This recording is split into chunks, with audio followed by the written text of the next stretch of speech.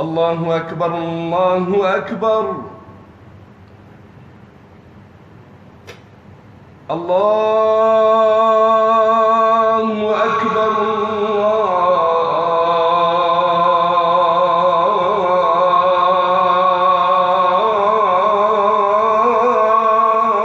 الله أكبر أشهد أن لا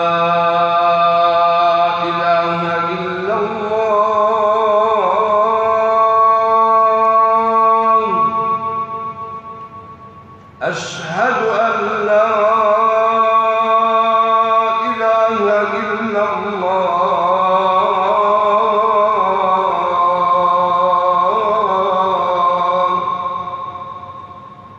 أشهد أن محمدا رسول الله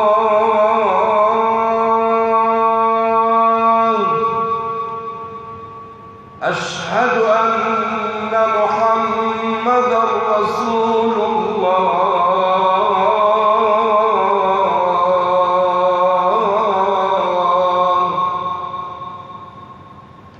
حي على الصلاة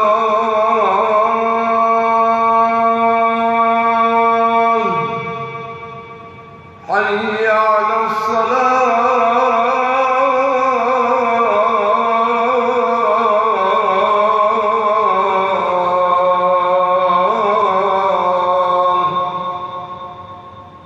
حي على الفلاح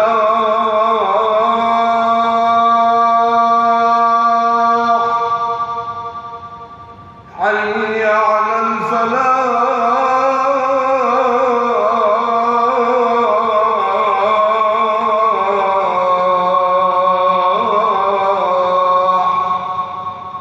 الله أكبر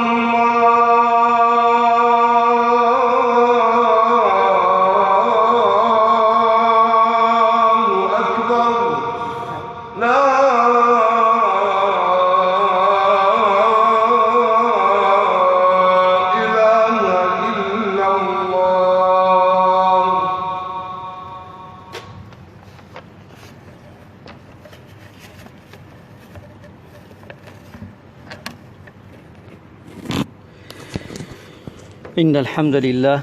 نحمده ونستعينه ونستغفره ونعوذ بالله من شرور أنفسنا ومن سيئات أعمالنا من يهدي الله فلا مضل له ومن يضلل فلا هادي له أشهد أن لا إله إلا الله وحده لا شريك له وأشهد أن محمدا عبده ورسوله أما بعد السلام عليكم ورحمة الله وبركاته پێشەکی معلومی جەنابتانە ئەمڕۆ وتاری هەینی لە ڕێگەی فەیسبووکەوە لە خزمەتی جەنابتانە دەبین بە بۆنەی ئەو نەخۆشیە کوشندەیە خوای گەورە لە هەموو لایەکمان بپارێزێ وەخوای گەورە ئەم نەخۆشیە لا بەرێ لەسەر هەموو لایەکمان ئینشاءالله ئەوانەیشی توش هاتوون خوای گەورە شفایان بدا اللهم ئامین حەز دەکەم لە وتاری ئەمڕۆدا لە ڕێگەی فەیسبووکەوە لە خزمەتی جەنابتانە چەند خاڵێکی گرنگ بۆ ئێستای ئەمڕۆی ئێمە چی بکەین باشە چاکتر و باشتر ژیانمان دابین کەین لەگەڵیا یەکەمیان ئەوەی ئینسانی ئیماندار و ئینسانی بڕوادار ڕێنمایەکان بە جوانی جێبەجێ بکە بۆ تەندروستی خۆی ماڵ و مناڵی وە کەسوکاری وە خزم و دۆست و ئەحباب و خۆشەویستی چونکە کاتێک کەوتیتە تنگانە هیچ کەسێک ئەم نەخۆشیە ئاوایە فریات ناکەوێ ئەگە تەماشا بکەین لە دنیادا پیسترین نەخۆشی سەرەتانە بەڵام کاتێ ئینسان تووشی ئەو نەخۆشیە دەبێ خوای گەورە هەمومان پارێزێ لەو نەخۆشیەوە هەمووی نەخۆشیەکانی تر سێرەکەی لەگەڵ ئەوەشدا خەڵک هاتشۆی دەکا خەڵک ئەحواڵی دەپرسێ کاتێ وەفات دەکا دەیبەن بۆ قەبرستان نوێژی لەسەر دەکرێ دەیشوێنەوە بەڵام سوبحان الله ئەم نەخۆشی کۆڕۆنا تەماشا بکە ئەمانەی هیچی تیان نییە کاتێ ئینسانی توش دەبێت لە بەردەم تا ناتوانانی دەستێکی لێ بدەیت ناتوانانی یارمەتیکی بدەیت کاتێ دەمرێ ناتوانانی لەسەری لە دوورەوە مەگەر نوێشکەی لەسەری ناتوانانی بیشوەریتەوە کەواتە خەڵکان و خزمان و دۆستان ناتوانن سەردانی بکەن. ئەمانە بەڕاستی نەخۆشیێکی کوشندەیە بە ئینسانی ئیماندار خۆی دوو بگرێتەوە. لەم کات و ساتەدا ئێمە چی بکەین باشە؟ ئەوەیە پێغەمبەری نازدار صلی الله علیه وسلم چەند ئامۆژگاریەمان ئەکا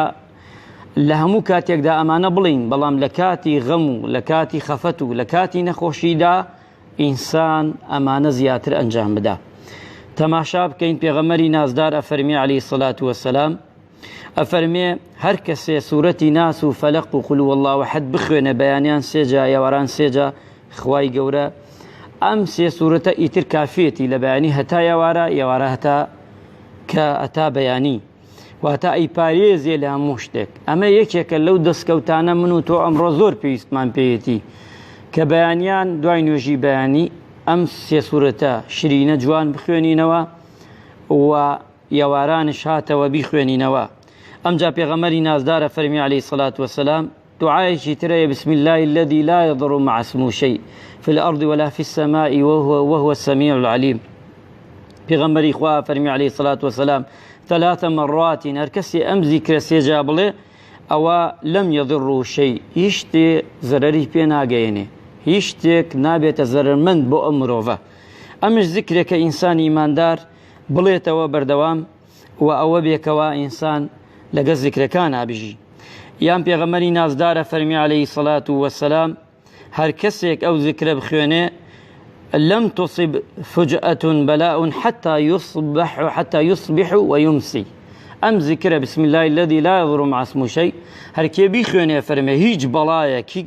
نەخۆشیەک نایەتە سەریدا، ئەم زیکرە جوانە بخوێنێ. زیکرێکی ترمانەیە پێغەمبەری نازدارە فەرمی عەلەیهی سەڵات وەسەلام هەر کەسێک دوای نوێژی بەیانی ڕاستەوخۆ کە سەلامت داوە لە حەدیسەکە ئەڵێ لەگەڵ یەک کەسا قسە بە دەوروبەر تا قسە نەکەی، یعنی هیچ نەڵەی ڕاستەوخۆ ئەم زیکرە بخوێنی ڕاستەوخۆ کە پێغەمبەری خوا فەرمی عەلەیهی سەڵات وەسەلام 10 جار لا إله إلا الله وحده لا شريك له له الملك وله الحمد وهو على كل شيء قدير. ئەگەر ئەمەت خوێنت پێغەمبەری خوا فەرمێ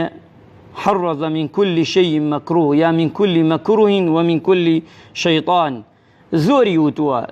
لە چی ئەیپارێزێ، لە شەیطان ئەیپارێزێ، بۆ نمونە دەرەجەی بەرزە بێتەوە، بەڵام لە ناو حەدیسەکە ئەفەرمێ لە هەموو شتێکی خراپ نەخۆشیێکی خراپ خوای گەورە ئەیپارێزێ، بەڵام 10 جار مەرجەکەی شێوەیە کە هیچ لە نێوانی تۆ و نوێژەکەدا قسەی تر نەکەوێتە نێوانتان ئللا ئەم زیکرە نەبێ 10 جار جوان بیخوێنی. ئەمجا پێغەمبەری نازدارە فەرمی عەلەیهی سەڵات وەسەلام یەکێکی تر لە هۆکارانە لەو سەبەبانە خەومان بپارێزین ئایەتل کورسیە لە دوای نوێژە فەرزەکان ڕاستەوخۆ و لەسەر جێگا کە بیخوێنین کاتێ دەخەوین. و یەکێکی تریش لەوانەی کەوا هەر ئەبێتە مایەوەی کە ئینسان کە خەوت دەستنوێژی هەبێ باشە، کە دەستنوێژیوە بوو پێغەمبەری خوا فەرمێ خوای گەورەش ئاماژەی پێدەکا کە ئینسانەکە ئەپارێزێ و قول هوالله ئەحەد و ناس و فەلەق بخوێنێ و فێ بکاتە دەستیا و بێنێتە جەستەیدا هەمووی خوای گەورە ئەیپارێزێ. ئیمامی شافعی قسەیەکی جوانمان بۆ نەقڵەکە فەرمێ هەر ئەڵێ ئێستا بۆ ئەم کات و ساتە وتوێتی فەرموویەتی لەم ئەرە ئەنفع للوەباء من التەسبیح. ئەڵێ هیچ شتێک بە چارەسەر نازانم لە ڕوانگەی ئاینەوە کەوا بۆ نەخۆشی کۆرۆنا بۆ وەبا کە تاعونە ئەم نەخۆشیە دەگرێتەوە من التەسبیح، یعنی سبحان الله، هەتا پێتان نەکرێ سبحان الله بکەن. ئەم زیکرەش پیرۆزە ئینسان بەمە دەتوانێت خۆی پارێزێ. یان پێغەمبەری خوا فەرمێ لا إله إلا الله العظيم الحليم العرش العظيم ورب السماوات ورب الأرض ورب العرش الكريم. أما حديثك بخارية پێغەمبەری خوا صلى الله عليه وسلم لە کاتی ناخۆشیەکاندا ئەمەی فەرمووە، لە کاتی بێتاقەتیدا، لە کاتی خەفەتە، لە کاتی نەخۆشی و مصیبەتە ئەمەی فەرمووە پێغەمبەری خوا صلى الله عليه وسلم. یان هاتووە فەرموویەتی پێغەمبەری خوا الله ربي لا أشرك به شيئا. للرواية تدعت الله ربي لا شريك له كشف ذلك عنه. حديثك بسندك صحيحات ولا شيخ الباني أبو داود روايتي كردوه. أم ذكرانيشي فرموه يعني أي خدايا خوايا لو كسانا نما جميري كشريك بخوا قراردن، ولو كسانش كنما جيري كوا شريكيان قرار داوة پێغەمبەری خوا فەرمی ئەم دوانەی وت ئەم دوو زیکرە جوانەیشی فەرموو شرینەی فەرموو ئەوە خوای گەورە ئەیپارێزێ کەواتە ئەم زیکرانە ئینسانی ئیماندار لەم کات و ساتەدا ئێمە دەستی پێوە بگرین و لەگەڵ ئەوەی کە وزارەتی سەحە و تەندروستی دەڵێ ئەوش دەستی پێوە بگرین ئینشاءڵڵا هەمومان سەلامەت دەبین خوای گەورە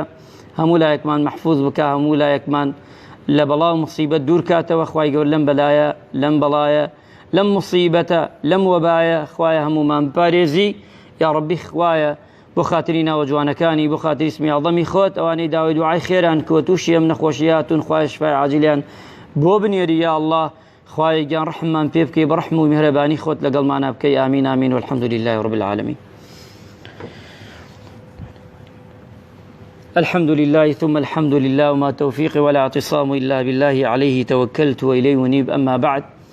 عزيزان خۆشەویستان لەم کات و ساتەدا خاڵی سێهەممان ئەوەیە کە ئینسان زۆر دوعا بکە زۆر لە حەد بەدەر دوعا بکەین ئێمە کات و ساتی نەبێ دوعا چی کاتێ بکەین تەحدید نەبێ هەموو کاتێک کە ڕێەکەی کە دائنیشی کە نوێژ ئەەکەی پێشی نوێژ دوای نوێژ هەموو کاتێک چونکە ئەم کاتە ئیستثناء لەوەی لە کاتەکانی تردا دوعا لە هەندێک شوێنە تایبەت بێ کە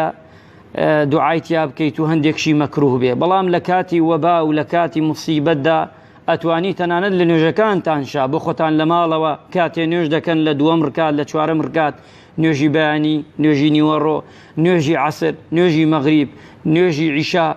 هەر پێنج نوێژەکە بۆ خۆتان لە ئاخر ڕکاتە دوعا بکەن بە تایبەتی دوعا بۆ ئەم نەخۆشی و ئەم بەڵایە ئەم موسیبەتە و دەرگای خۆشیش لە خەڵک بکاتەوە و ئەوەشەکەوە حکومت بێتە هانای خەڵکەوە لەبەرەوەی ئەم کاتە بەڕاستی کاتێکی زۆر هەستیارە بەداخەوە خەڵک زۆر هاوار دەکا سێرەکەی هەر گوێ ناگیرێ بەڵام گوێ بگرێ باشترە و چاکترە بۆی هەمومان بەیەکەوە دەربچین لەم ناخۆشیە و لەم ئەزیەتە و لەم محنەتە خوای گەورە ڕەحم بە هەموو لایەکمان بکە ئینشاءالله إن الله وملائكته يصلون على النبي والذين آمنوا صلوا عليه وسلموا تسليما اللهم صل على محمد